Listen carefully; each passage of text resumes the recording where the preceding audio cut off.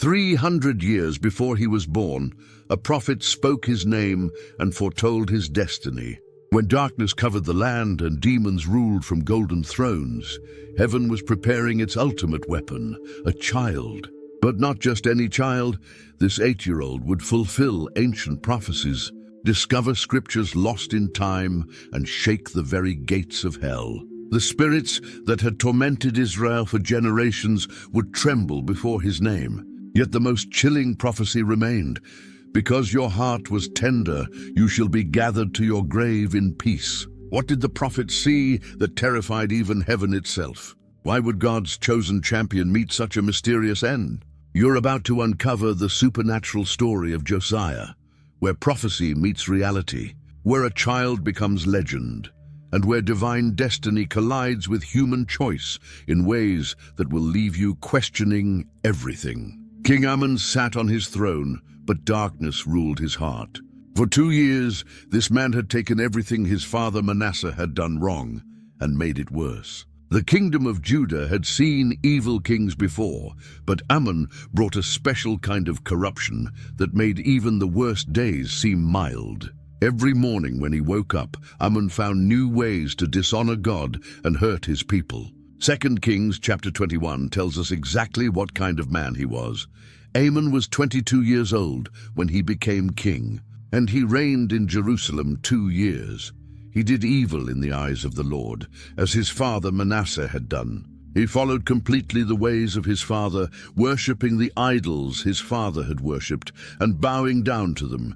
He forsook the Lord, the God of his ancestors, and did not walk in obedience to him. But Ammon didn't just copy his father's mistakes, he made them deeper and darker. Where Manasseh had at least repented near the end of his life, Ammon showed no sign of turning back to God. He took every evil thing his father had done and pushed it further. The pagan temples got bigger, the idol worship got louder, the sacrifice of children got more common. Every day brought new ways to dishonor the Lord.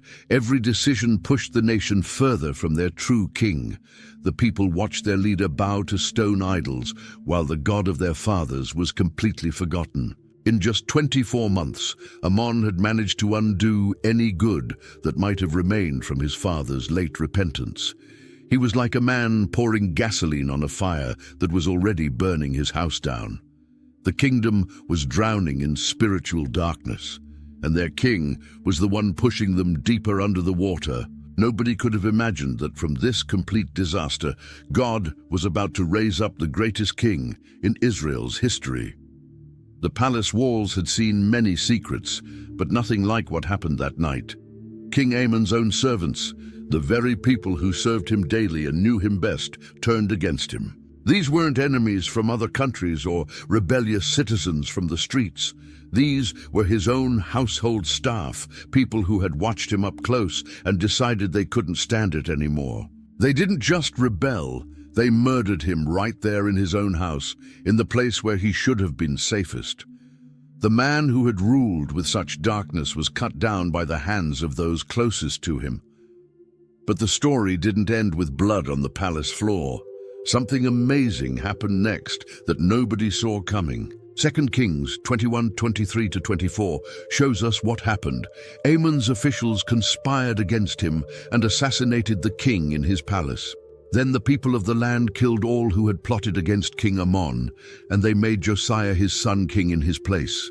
The people of Judah had watched enough. When they heard what the palace servants had done, they didn't celebrate the death of their evil king. Instead, they rose up in a way that surprised everyone. They were angry, but not at Ammon. They were angry at the people who had taken the law into their own hands. They hunted down every single person who had been part of the assassination plot and executed them all. Justice was swift and complete. Then they did something that would change history forever. They took Ammon's 8-year-old son and placed the crown of David on his small head. Picture that moment.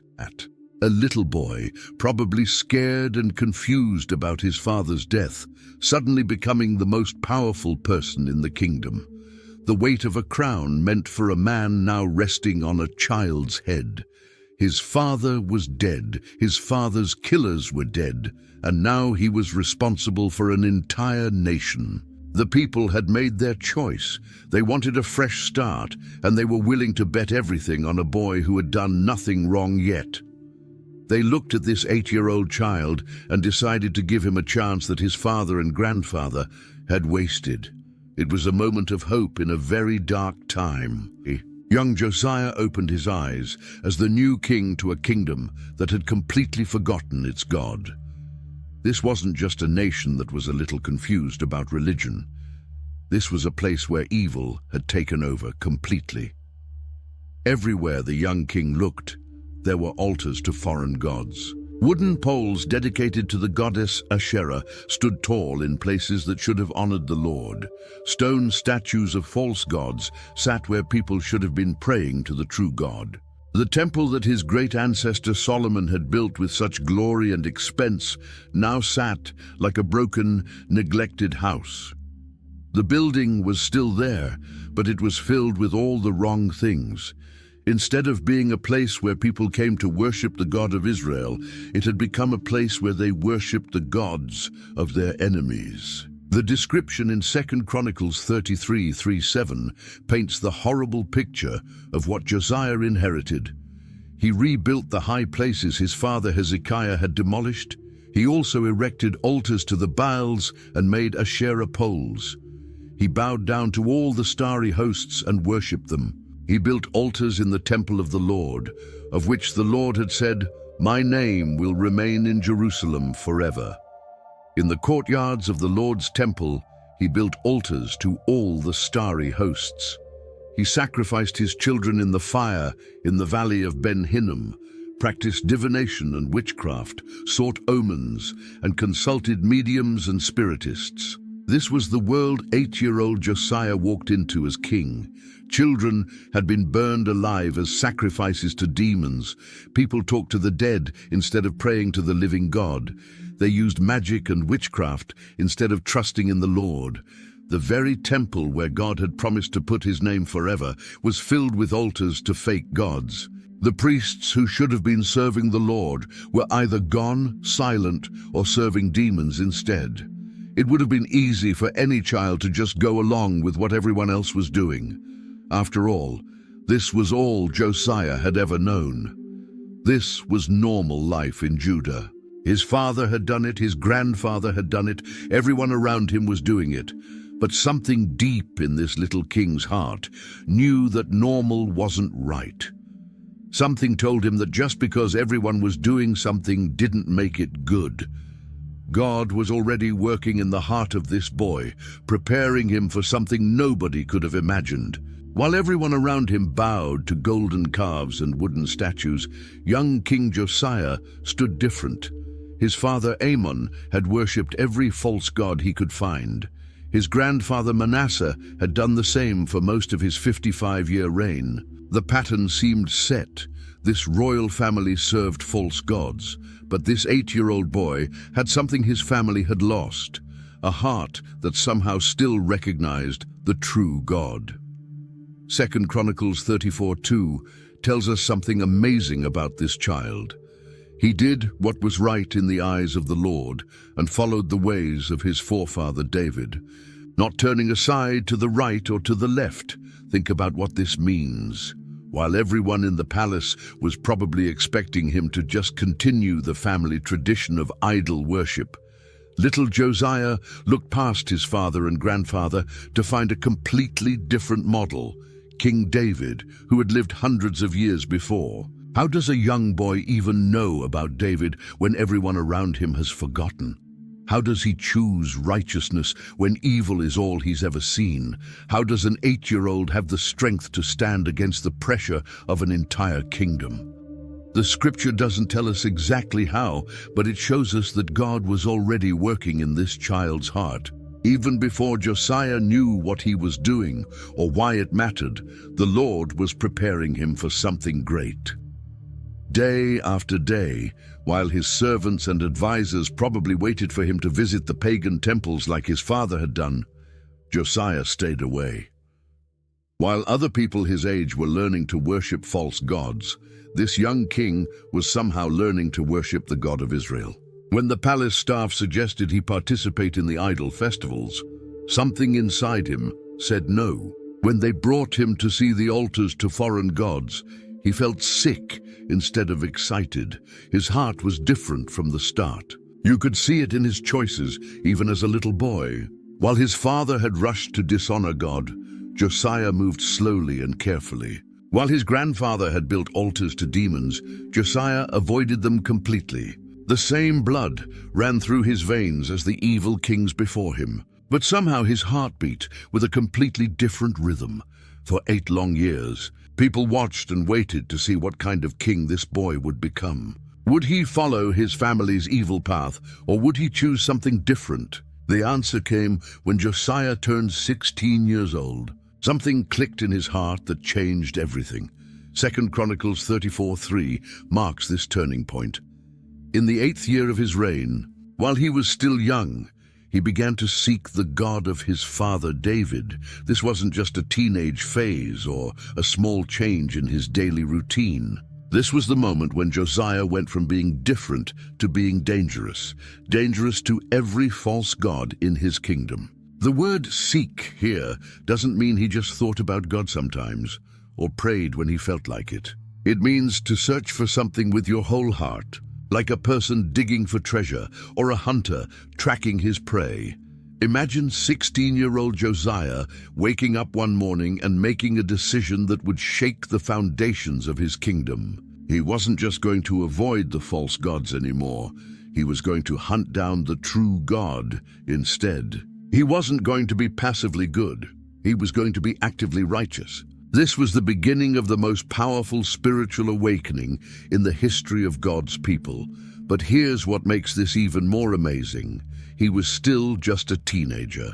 Most 16-year-olds are thinking about friends, fun, and their future careers. Josiah was thinking about finding God with everything he had. Most young kings would be focused on parties and using their power to have a good time. Josiah was focused on prayer and using his power to serve the Lord. This wasn't religion to him. This was relationship. When Josiah decided to seek God, he wasn't just trying to be a better person or make people think well of him. He was hungry for the living God, like a person dying of thirst is hungry for water. Something supernatural was happening in the heart of this young man, and everyone around him could see that their boy king was becoming something special. The transformation was obvious to everyone who knew him. The servants noticed that he spent more time alone, praying. The advisors saw that he asked different kinds of questions, not just about running the kingdom, but about doing what was right. The people began to whisper that maybe, just maybe, they had a king who actually cared about God, instead of just caring about himself. The Bible doesn't give us the name, but someone was definitely helping this young king learn about God. This is one of the most important mysteries in Josiah's story. Think about it carefully. Josiah wasn't raised by godly parents who taught him Bible stories at bedtime. His father was evil. His grandfather had been evil for most of his life, and the whole kingdom had forgotten about God. Yet somehow, this boy knew enough about David to want to follow in his footsteps. Someone had to be teaching him. We get a hint in 2 Chronicles 34:8 when we see the names of faithful men who served around Josiah. Shaphan the secretary, Messiah the ruler of the city, and Joah the recorder. These weren't just government workers doing paperwork. These were men who cared deeply about doing what was right. They were the kind of people who could guide a young king toward God instead of toward gold and power. Picture the conversations that must have happened in the quiet corners of the palace. While other advisors might have been telling Josiah about military strategy or tax collection, someone was sitting with him and telling him stories about David dancing before the Lord with all his might. Someone was explaining why the temple mattered and what it meant for God to have a house among his people. Someone was teaching him that being king wasn't about getting people to serve you. It was about serving the King of all kings. This mentor, whoever he was, had to be incredibly brave. Teaching a young king about the true God in a kingdom that was completely full of false gods was more than just dangerous. It was practically suicide. If the wrong people found out, this teacher could have been killed as a troublemaker or a rebel. But this unknown hero was willing to risk everything to help shape the greatest king in Israel's history. Maybe it was one of the faithful priests who had managed to survive the evil reigns of Manasseh and Amon by staying quiet and hidden. Maybe it was a government official who had secretly kept his faith alive while serving under wicked kings. Maybe it was even a prophet who came to the palace in disguise. We don't know who it was, but we know that God used someone to plant the seeds of righteousness in young Josiah's heart.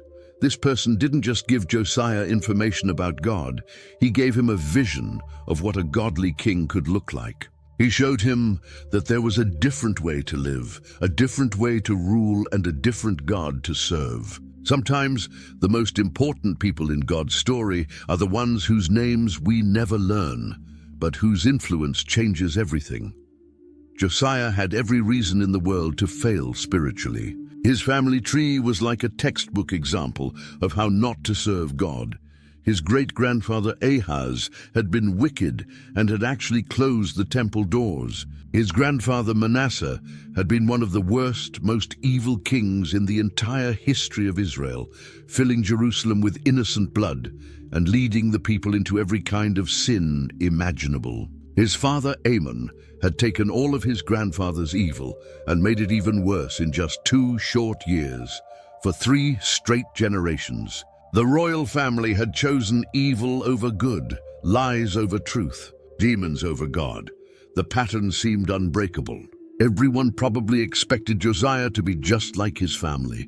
The palace servants who had served his father and grandfather knew what to expect. The government officials had gotten used to serving kings who hated God. Even the common people probably just assumed that their new 8-year-old king would grow up to be another disaster. But 2 Chronicles 34:2 shows us something powerful and surprising. He did what was right in the eyes of the Lord and followed the ways of his forefather David, not turning aside to the right or to the left. Notice something important here. It doesn't say he followed his father Amon or his grandfather Manasseh or even his great-grandfather Ahaz. He had to reach way back in his family history to find David as his example, skipping over all the recent evil kings to find someone worth copying. This took incredible courage and strength. Every single day, Josiah had to choose to be different from everyone who shared his blood and his name. Every decision he made was a chance to either follow the family curse or break it completely. And day after day, choice after choice, this young king decided that the sins of his fathers didn't have to become his own sins. Think about the pressure he must have felt. Everyone around him knew his family history. They knew what kings from his bloodline did. They expected him to visit the pagan temples, to worship false gods, to make the same terrible choices that had marked his family for decades. But Josiah looked at all of that expectation and said no. He decided that just because his family had made bad choices didn't mean he had to make the same ones. He refused to let the darkness that had marked his family line continue through him. Instead of being the 4th generation of evil kings, he chose to be the 1st generation of a new beginning.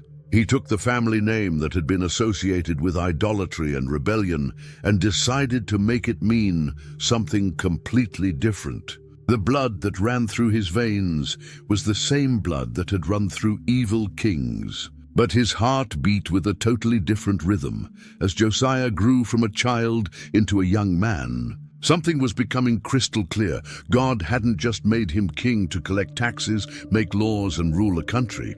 He had been chosen by the Lord for something much bigger and much more important. He was called to rescue an entire people group from spiritual destruction. The Lord had plans for this boy that went way beyond anything a normal king would ever do. You could see it in how seriously Josiah took his faith, even as a teenager. While other young people his age were playing games and having fun, he was seeking God like his life depended on it. While other young kings in history had used their power to throw parties and live for pleasure, Josiah was using his power to prepare for a purpose he was only beginning to understand. 2 Chronicles 34:3 shows us this wasn't just religion or duty to him. He began to seek the God of his father David. This was personal. This was relationship. This was a young man who was hungry for God in a way that most people never experience. He wasn't just trying to be a good king or make people happy with his leadership.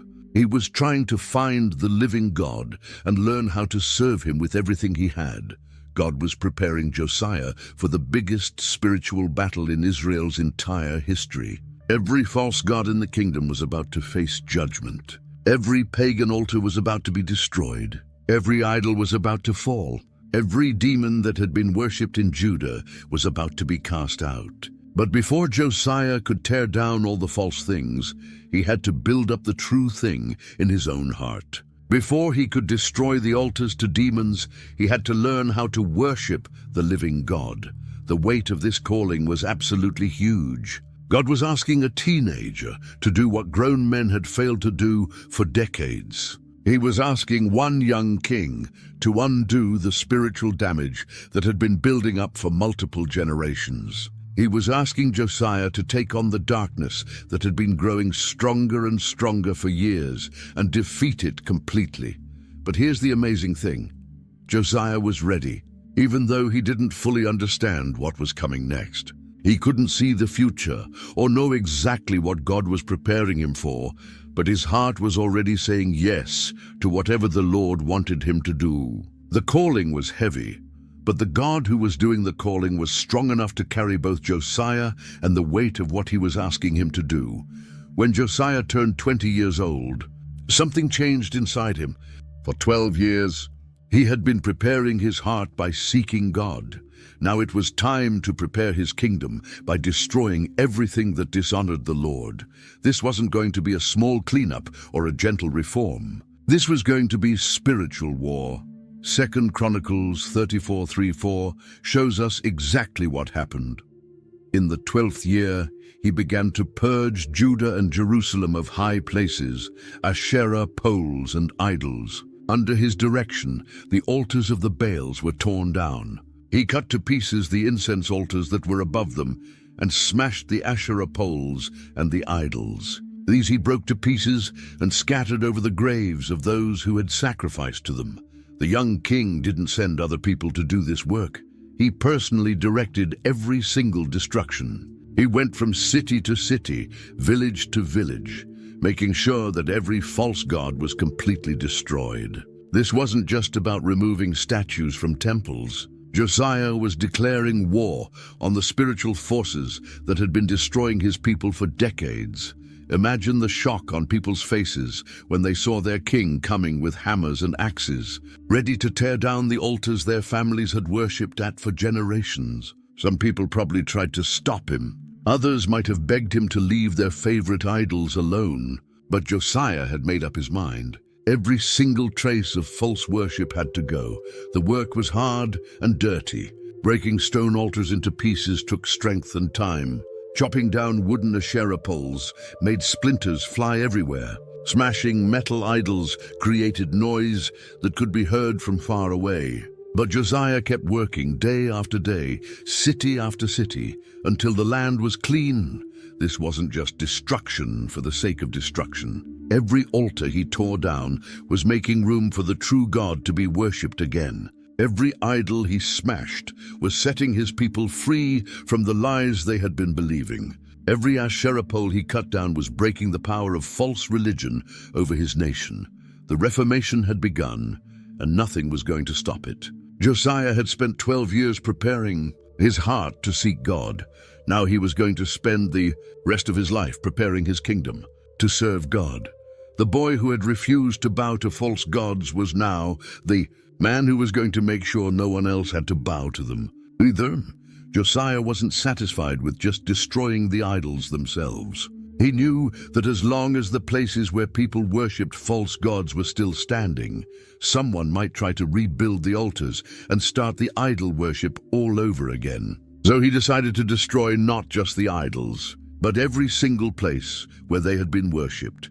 The high places were special hills and mountaintops where people had built altars to false gods for hundreds of years. These weren't just random spots. They were religious centers where entire communities had come to worship demons and practice magic. Some of these places had been used for idol worship for so long that people thought they were sacred. 2 Chronicles 34:4 tells us what Josiah did to make sure these places could never be used for false worship again. Under his direction, the altars of the Baals were torn down. He cut to pieces the incense altars that were above them and smashed the Asherah poles and the idols. These he broke to pieces and scattered over the graves of those who had sacrificed to them. But Josiah did something even more thorough than just breaking the altars. He took all the pieces, every bit of stone, every fragment of wood, every chunk of metal, and scattered them over the graves of the people who had worshipped these false gods. This was brilliant because in Jewish law, anything that touched a grave became ceremonially unclean and could never be used for religious purposes again. Picture Josiah and his workers carrying bags full of broken idol pieces to the cemeteries. They spread the fragments over the graves like someone might spread seeds in a garden. But instead of planting something that would grow, they were making sure that nothing evil could ever grow in these places again. The Asherah poles got special treatment. These were tall wooden posts dedicated to a false goddess, and people had been worshipping them for generations. Josiah didn't just cut them down, he ground them to powder. He turned them into dust so fine that they could never be put back together again. Then he took that dust and scattered it over graves too, making it impossible for anyone to ever use any part of these poles for worship again. This wasn't just about cleaning up the land. This was about making sure that the cleanup was permanent. Josiah knew that people have a tendency to go back to their old ways, especially when it comes to religion. He was making it impossible for future generations to rebuild what he was tearing down. The high places that had been centers of false worship for centuries became reminders of God's victory over lies. Instead of places where people came to worship demons, they became monuments to the power of the true God to set his people free. Josiah could have stopped with cleaning up his own kingdom of Judah, but something inside him wouldn't let him rest, while there were still false gods being worshipped anywhere he could reach. His reformation wasn't going to be limited by political boundaries. If he could get to a place where idols were being worshipped, he was going to tear them down. 2 Chronicles 34:6-7 shows us how far Josiah was willing to go. In the towns of Manasseh, Ephraim and Simeon, as far as Naphtali, and in the ruins around them, he tore down the altars and the Asherah poles, and crushed the idols to powder and cut to pieces all the incense altars throughout Israel. Then he went back to Jerusalem. These weren't territories that belonged to Josiah. These were the old lands of the northern kingdom of Israel, which had been conquered and destroyed by the Assyrians more than 100 years earlier. Most kings would have said, "That's not my responsibility. Those aren't my people. I'll take care of my own kingdom and let someone else worry about those places." But Josiah saw things differently. He saw people who had been God's people being led astray by false gods, and he couldn't stand it. He saw altars where children had been burned as sacrifices to demons, and he had to do something about it. He saw Asherah poles that were leading people into spiritual darkness, and he couldn't just leave them standing. So Josiah took his reformation on the road. He traveled north into territories that weren't even under his control, bringing his hammers and axes with him. The local people probably didn't know what to think when the king of Judah showed up in their towns, ready to tear down their religious sites.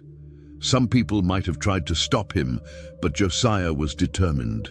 Town after town, altar after altar, idol after idol, he systematically destroyed every trace of false worship he could find. He crushed the idols to powder, just like he had done in his own kingdom. He chopped down the Asherah poles and cut up the incense altars until there was nothing left but broken pieces.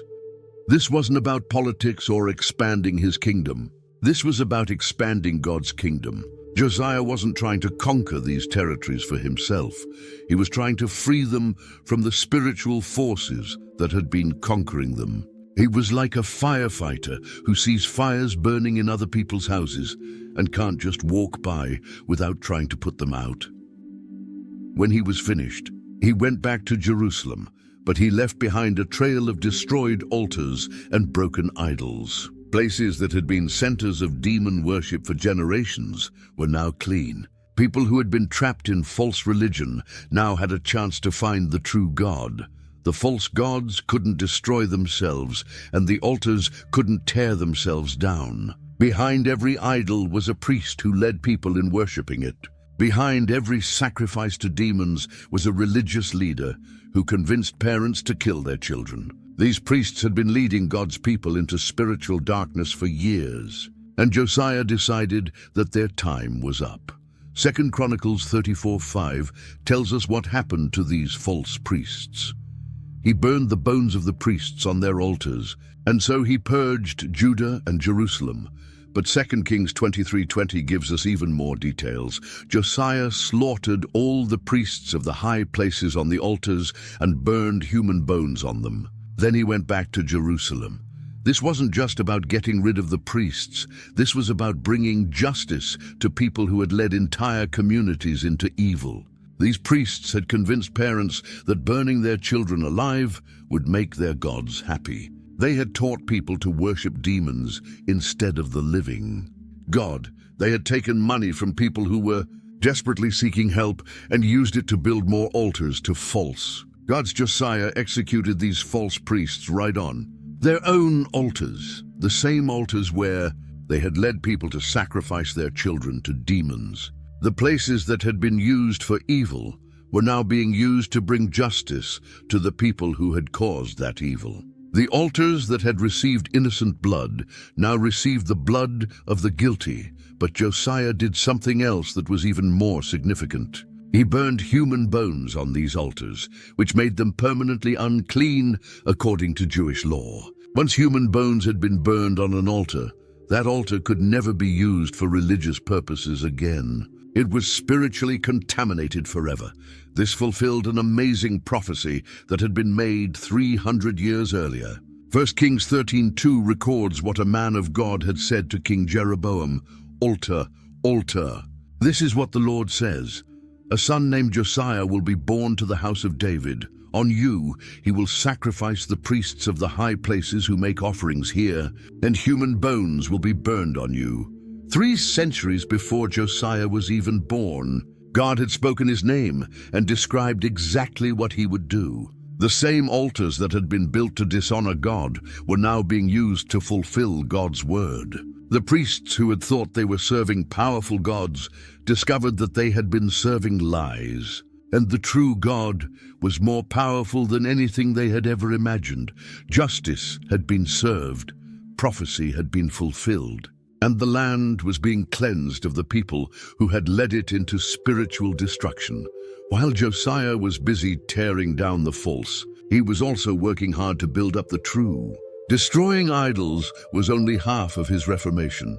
The other half was restoring the worship of the real God in the way that God had commanded. And that meant fixing Solomon's temple, which had been neglected and damaged for decades. The temple wasn't just another building. It was the place where God had promised to put his name and meet with his people. But years of evil kings had turned it into a storage room for idol worship equipment. The building was falling apart. The courtyards were filled with altars to false gods, and nobody had been maintaining it properly. 2 Chronicles 34:8 shows us how serious Josiah was about fixing this problem. In the 18th year of Josiah's reign, to purify the land and the temple, he sent Shaphan son of Azaliah and Maaseiah, the ruler of the city, along with Joah son of Joahaz, the recorder, to repair the temple of the Lord his God. Josiah didn't just tell someone to fix the temple and then forget about it. He sent his most trusted officials to oversee the work personally. These weren't just construction supervisors. These were the highest-ranking government officials in the kingdom. The Secretary of State, the mayor of Jerusalem, and the national recorder were all put in charge of making sure the temple was restored properly. 2 Chronicles 34:9-11 tells us more about how the work was organized. They went to Hilkiah the high priest and gave him the money that had been brought into the temple of God, which the Levites, who were the gatekeepers, had collected from the people of Manasseh, Ephraim, and the remnant of Israel, and from all the people of Judah and Benjamin and the inhabitants of Jerusalem. Then they entrusted it to the men appointed to supervise the work on the Lord's temple. These men paid the workers who repaired and restored the temple.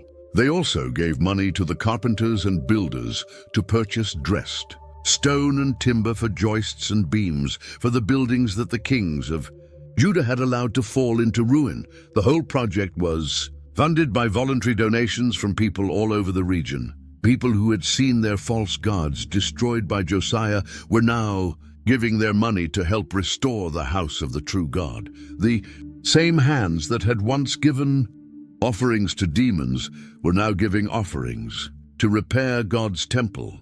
The work was massive. Decades of neglect had left the building in terrible condition. Beams needed to be replaced, stones needed to be repaired, and everything needed to be cleaned and purified. But the workers threw themselves into the project with enthusiasm because they knew they were building something sacred. Carpenters came with their tools to fix the wooden parts of the building. Stone masons came to repair the walls and floors. Everyone worked together to make the temple beautiful again, the way it had been when Solomon first built it. The house that had been filled with idols was being transformed back into a house where people could meet with the living God. While the construction workers were busy repairing the temple, something incredible happened that nobody was expecting. The high priest Hilkiah was working in one of the rooms, probably moving old furniture and cleaning out storage areas, when he found something that would change everything, hidden away in a corner, covered with dust and forgotten for who knows how many years, was a scroll. But this wasn't just any scroll. This was the book of the law, possibly the very Torah that Moses himself had written down when God gave him the commandments at Mount Sinai. 2 Chronicles 34:14-15 tells us exactly what happened. While they were bringing out the money that had been taken into the temple of the Lord, Hilkiah the priest found the book of the law of the Lord that had been given through Moses. Hilkiah said to Shaphan the secretary, "I have found the book of the law in the temple of the Lord." He gave it to Shaphan. Think about this moment. For decades, maybe even for generations, God's own words had been sitting in his own house, completely ignored and forgotten. While people were worshipping false gods and following the traditions of demons, the actual instructions from the true God were gathering dust in a corner. Hilkiah probably couldn't believe what he was holding in his hands. This was the book that contained all of God's commands to his people. This was the scroll that explained how God wanted to be worshipped, how his people should live, and what would happen if they obeyed or disobeyed his laws. The priest immediately took the scroll to Shaphan the secretary, one of Josiah's most trusted officials. This was too important to handle through normal channels. This discovery needed to go straight to the top, directly to the king himself. Shaphan understood the significance of what Hilkiah had found. This wasn't just an interesting historical document. This was the missing instruction manual for how to serve God properly. For years, people had been guessing about what God wanted. They had been following traditions and making up rules as they went along. But now they had God's actual words, written down in black and white. The scroll that had been lost was now found. The words that had been forgotten were about to be remembered. The instructions that had been ignored were about to become the foundation for the greatest spiritual revival in Israel's history. Nobody knew it yet, but this dusty old scroll was about to break King Josiah's heart and change the entire kingdom forever. God's timing was perfect. The temple was being restored. The idols had been destroyed. And now his people were about to hear his voice again. Shaphan took the scroll straight to King Josiah and began to read it out loud. As the words of God filled the room, something broke inside the young king's heart. For the first time in his life, Josiah was hearing exactly what God required of his people, and he realized how far his nation had strayed from God's commands. 2 Chronicles 34:18-19 shows us what happened. Then Shaphan the secretary informed the king, "Hilkiah the priest has given me a book," and Shaphan read from it in the presence of the king. When the king heard the words of the law, he tore his robes. Tearing your clothes was the ancient way of showing extreme grief and despair. This wasn't just disappointment or mild concern. This was the kind of heartbreak that comes when you realize something terrible has happened. Josiah looked at his expensive royal robes and ripped them to pieces, right there in front of everyone. The words of the law were like a mirror that showed Josiah exactly how his people had been living compared to how God wanted them to live. Every commandment that was read revealed another area where the nation had failed. Every law that was explained showed another way that previous kings had led the people astray. Josiah realized that his people hadn't just made a few mistakes, they had completely abandoned God's way of living. They had broken virtually every commandment God had given them. They had worshipped false gods when they should have worshipped the true God. They had sacrificed their children when they should have protected them. They had sought guidance from demons when they should have sought wisdom from the Lord. But what broke Josiah's heart the most was realizing how angry God must be with his people. The law didn't just contain commandments. It also contained warnings about what would happen if people disobeyed those commandments. And the warnings were terrifying. The book spoke of curses that would fall on people who turned away from God. It described disasters that would come upon nations that worshipped idols. It predicted exile and destruction for people who sacrificed their children to false gods. As Josiah listened to these warnings being read, he realized that his people had done exactly the things that would bring God's judgment down upon them. The young king, who had worked so hard to clean up his kingdom, suddenly understood that he might be too late. Yes, he had destroyed the idols and torn down the altars, but the damage had already been done. Generations of people had already lived and died in rebellion against God. The sins of his fathers and grandfathers had piled up like a mountain, and now that mountain was about to fall on the entire nation. Josiah's heart was breaking because he loved his people and he loved his God.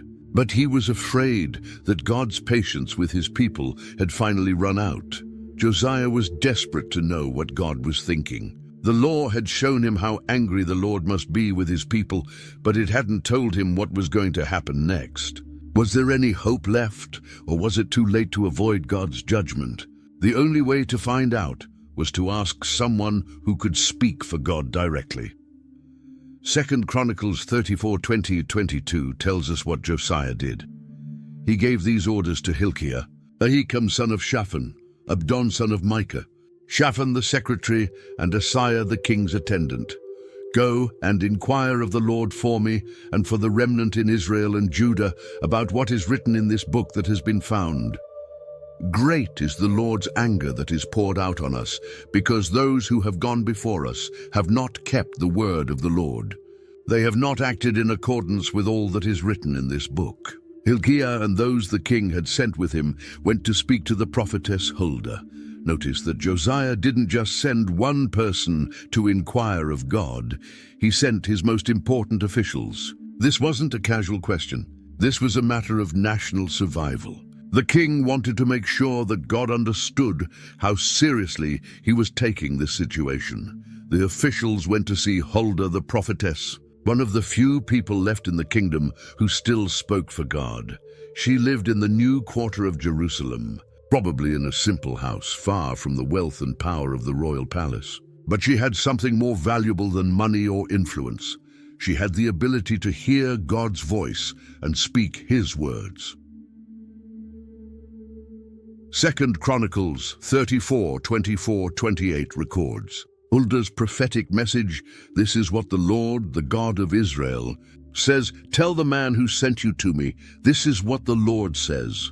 I'm going to bring disaster on this place. and its people, all the curses written in the book that has been read in the presence of the king of Judah, because they have forsaken me and burned incense to other gods, and aroused my anger by all that their hands have made. My anger will be poured out on this place and will not be quenched. Tell the king of Judah, who sent you to inquire of the Lord, this is what the Lord, the God of Israel, says concerning the words you heard.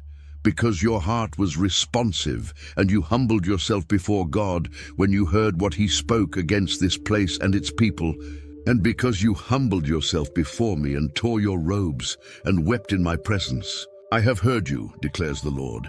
Now I will gather you to your ancestors, and you will be buried in peace. Your eyes will not see all the disaster I am going to bring on this place and on those who live here. The message was both terrifying and hopeful. The terrifying part was that God's judgment was definitely coming. The nation had sinned too much for too long, and nothing could stop the consequences now. The curses written in the law were going to fall on the people, and God's anger was not going to be turned away. But the hopeful part was that Josiah himself would not live to see it happen. Because he had responded to God's word with a humble heart, because he had torn his clothes and wept when he realized how much his people had sinned, God was going to let him die in peace before the disaster came. It was a bittersweet answer to Josiah's desperate prayer. His people were going to face judgment, but he personally had found favor with God. The Reformation had come too late to save the nation, but it had not been too late to save the king. After hearing Huldah's prophetic message, Josiah knew he had to do something dramatic. Even though judgment was coming to the nation, he wasn't going to give up. If God's people were going to face consequences for their sins, they would at least hear God's word first and have a chance to respond to it properly. Josiah decided to gather everyone in the kingdom for the most important meeting in generations. 2 Chronicles 34:29-30 tells us what happened. Then the king called together all the elders of Judah and Jerusalem. He went up to the temple of the Lord with the people of Judah, the inhabitants of Jerusalem, the priests and the Levites, all the people from the least to the greatest. He read in their hearing all the words of the book of the covenant, which had been found in the temple of the Lord. Picture this incredible scene. The temple courtyards were packed with people from every corner of the kingdom. Rich people and poor people stood side by side. Government officials and farmers crowded together to hear their king speak. Priests and ordinary citizens all listened with the same intense attention. Josiah didn't send someone else to read God's word. He read it himself, out loud, to the entire nation. His voice carried across the massive crowd as he shared every single word from the book of the covenant. This wasn't a summary or a quick overview. This was the complete reading of God's law, probably taking hours to finish. The people heard God's commandments for the first time in their lives. They learned what the Lord expected from his people. They discovered how their ancestors were supposed to have been living all along. Most importantly, they heard the warnings about what would happen to people who turned away from God. When the reading was finished, Josiah did something that showed his incredible leadership. 2 Chronicles 34:31 records what happened next. The king stood by his pillar and renewed the covenant in the presence of the Lord, to follow the Lord and keep his commands, statutes and decrees with all his heart and all his soul, and to obey the words of the covenant written in this book. Josiah didn't just tell his people to commit themselves to God. He led by example. Standing in the most visible place in the temple, he publicly renewed his own covenant with the Lord. He promised to follow God with everything he had, to keep every commandment he had just read, and to obey every word in the book of the covenant. Then something amazing happened. 2 Chronicles 34:32 shows us the people's response. Then he had everyone in Jerusalem and Benjamin pledge themselves to it. The people of Jerusalem did this in accordance with the covenant of God, the God of their ancestors. One by one, the entire crowd made the same commitment their king had made. They pledged to follow the Lord and keep his commandments. For the first time in decades, maybe even generations, the whole nation was united in their commitment to serve the true God. The covenant renewal ceremony had been powerful, but Josiah knew that words alone weren't enough. If his people were going to live up to their commitment to God, they needed to remove every single temptation that might pull them back into idol worship. It was time for one final, complete cleaning of the kingdom. This wasn't going to be like his earlier reforms, where he had focused on the obvious idols and high places. This time, Josiah was going to search out every hidden trace of false worship, no matter how small or seemingly unimportant it might be. 2 Kings 23:4 shows us how thorough this final purge was. The king ordered Hilkiah the high priest, the priests next in rank and the doorkeepers to remove from the temple of the Lord all the articles made for Baal and Asherah and all the starry hosts. He burned them outside Jerusalem in the fields of the Kidron Valley and took the ashes to Bethel. Even the temple itself, which had already been cleaned and restored, still contained hidden items that had been used for idol worship. These weren't big, obvious statues. These were smaller objects, tools and vessels that had been made specifically for worshipping false gods. Previous kings had brought these things into God's house and mixed them with the proper temple equipment. Josiah had every single one of these items removed and burned. He didn't just throw them away or store them somewhere. He completely destroyed them with fire. Then he took the ashes and scattered them in Bethel, far from Jerusalem, making sure that nothing remained that could ever be used for false worship again. 2 Kings 23:5 tells us about another group that needed to be dealt with. He did away with the idolatrous priests appointed by the kings of Judah to burn incense on the high places of the towns of Judah and on those around Jerusalem. Those who burned incense to Baal, to the sun and moon, to the constellations, and to all the starry hosts. These weren't the priests of Baal that Josiah had executed earlier. These were priests who had been appointed by previous kings of Judah to serve in the idol worship that had been mixed with the worship of the true God. They weren't necessarily evil people, but they had been doing the wrong job. Josiah removed them from their positions and made sure they could never lead people in false worship again. The king also went after some very specific and disturbing practices that had been happening right in Jerusalem. 2 Kings 23:10 describes one of them. He defiled Topheth, which was in the valley of Ben Hinnom, so that no one could make their son or daughter pass through.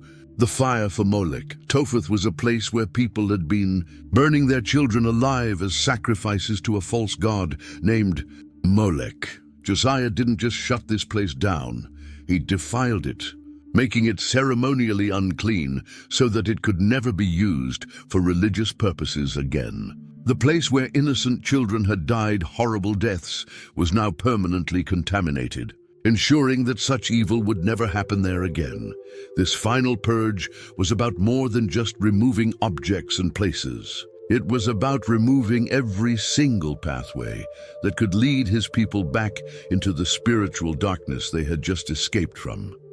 Destroying false worship was only part of Josiah's plan. The other part was making sure that true worship was restored properly, according to the exact instructions God had given in his law. And that meant organizing the priesthood the right way, with the right people doing the right jobs in the right places. For decades, the priesthood had been a mess. Some priests had been serving false gods. Others had been doing the right things, but in the wrong places. Many of the faithful priests had been scattered throughout the kingdom, serving at local shrines instead of at the temple in Jerusalem where they belonged. 2 Kings 23:8-9 shows us part of what Josiah did to fix this problem. Josiah brought all the priests from the towns of Judah and defiled the high places, from Geba to Beersheba, where the priests had burned incense. He broke down the gateway at the entrance of the gate of Joshua, the city governor, which was on the left of the city gate. Although the priests of the high places did not serve at the altar of the Lord in Jerusalem, they ate unleavened bread with their fellow priests.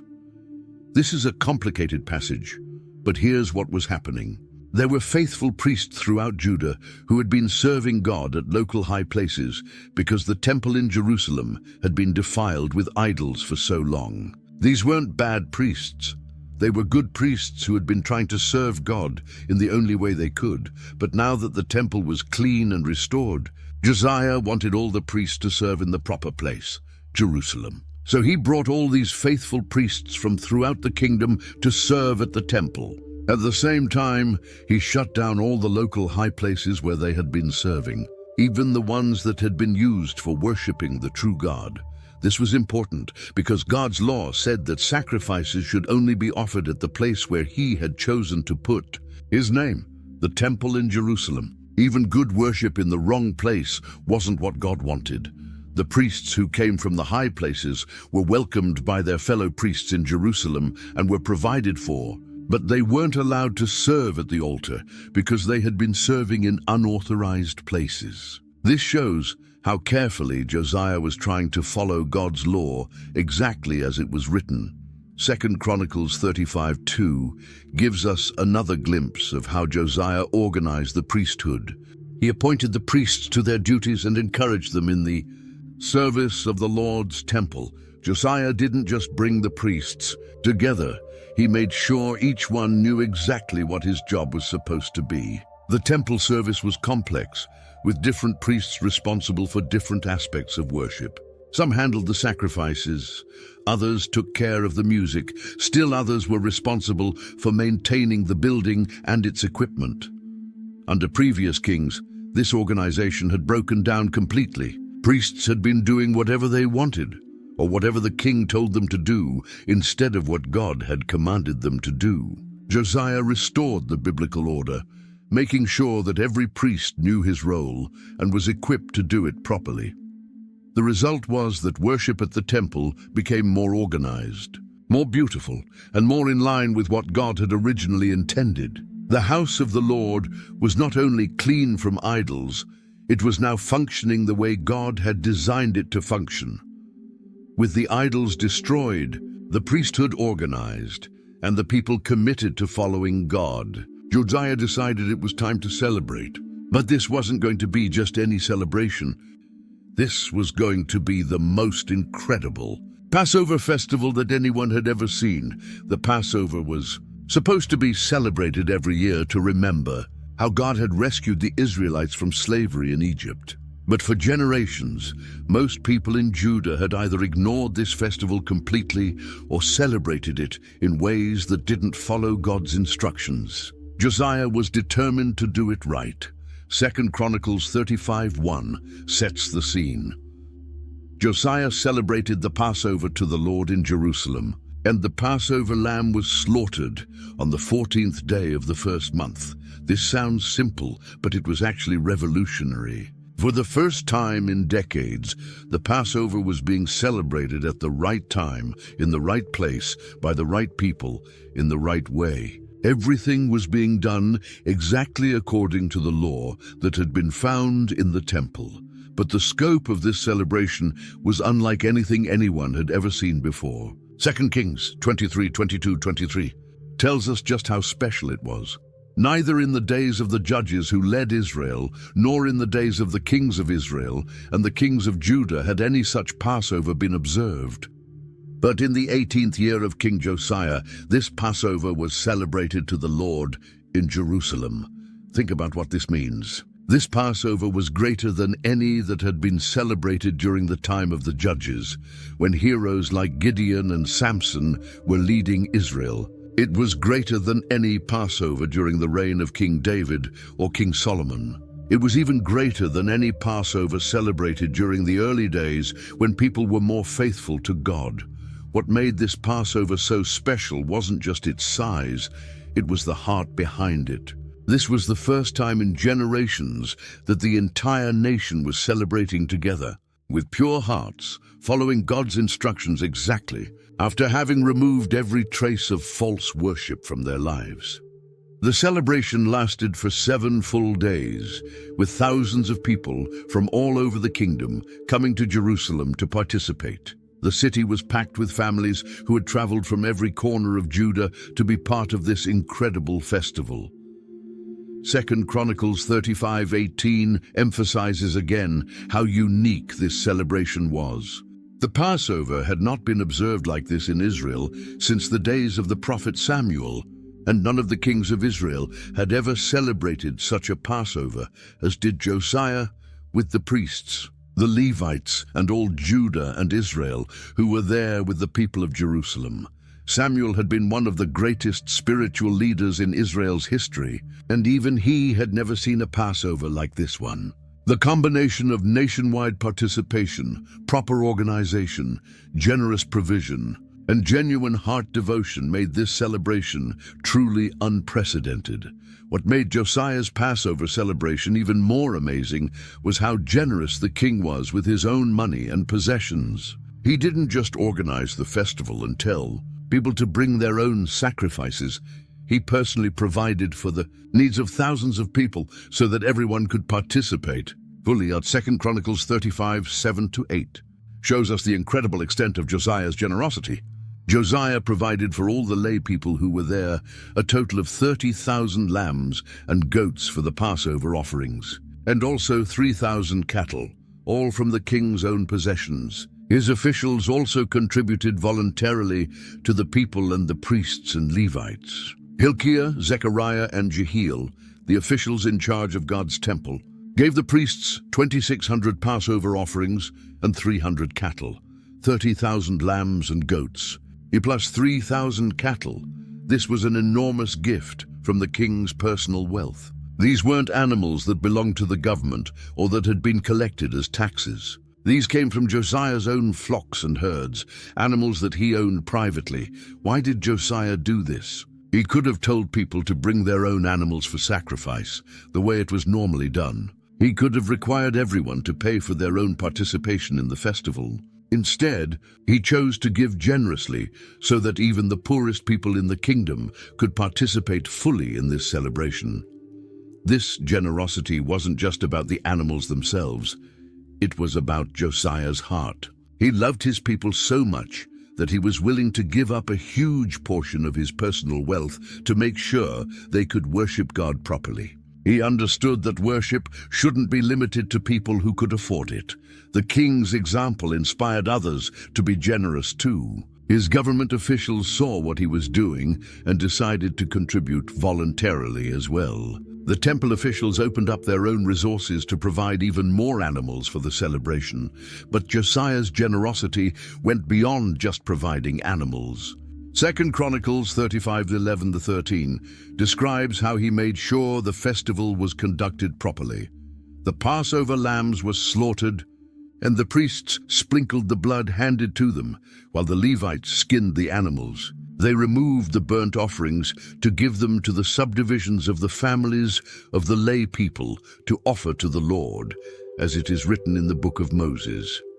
They did the same with the cattle. They roasted the Passover animals over the fire as prescribed and boiled the holy offerings in pots, cauldrons and pans, and served them quickly to all the lay people. The king made sure that everything was done exactly right, according to the instructions in God's law. The priests and Levites were organized efficiently so that thousands of animals could be processed quickly. The cooking was done properly, with some meat roasted and other portions boiled according to the specific requirements for different types of offerings. This attention to detail, combined with the king's generous provision, meant that every person who came to the Passover celebration had a perfect experience. They could focus completely on worshiping God and remembering His goodness, without having to worry about whether they could afford to participate or whether things were being done correctly. The result of all Josiah's efforts, the destruction of idols, the restoration of the temple, the organization of the priesthood, and the incredible Passover celebration, was something that hadn't been seen in Israel for generations. The entire nation was transformed spiritually. This wasn't just a surface change or a temporary religious excitement. This was a deep, lasting transformation that affected how people lived their daily lives. For the first time in decades, The people of Judah were actually following God with their whole hearts. 2 Chronicles 35:25 gives us a glimpse of how the people felt about their king. Jeremiah composed laments for Josiah, and to this day all the male and female singers commemorate Josiah in the laments. These became a tradition in Israel and are written in the Book of the Laments. The people loved Josiah so much that they composed songs about him that were still being sung years later. But this wasn't just because he was a good political leader or because he made their lives easier. They loved him because he had led them back to God. Under Josiah's leadership, families stopped worshipping idols and started teaching their children about the true God. Parents stopped sacrificing their children to demons and started raising them to serve the Lord. Communities that had been centered around pagan festivals and idol worship became centered around the worship of the living God. The priests were faithfully serving at the temple according to God's law. The Levites were properly organized and carrying out their duties. The people were bringing their offerings and tithes to support the worship of God instead of spending their money on false gods and pagan rituals. Most importantly, the people had heard God's word read to them publicly and had committed themselves to following it. They weren't just going through religious motions, they were actually trying to live according to what God had commanded. 2 Kings 23:25 gives us the ultimate assessment of what Josiah accomplished. Neither before nor after Josiah was there a king like him who turned to the Lord as he did, with all his heart and with all his soul and with all his strength, in accordance with all the law of Moses. This was the strongest possible statement about Josiah's spiritual leadership.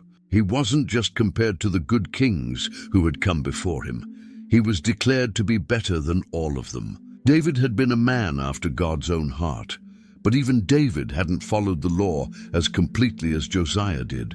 Solomon had been wise and had built the temple, but even Solomon hadn't served God as wholeheartedly as Josiah did. The nation that had been drowning in spiritual darkness just a few years earlier was now shining with the light of God's presence. The people who had been enslaved to demons and false gods were now free to serve the living God.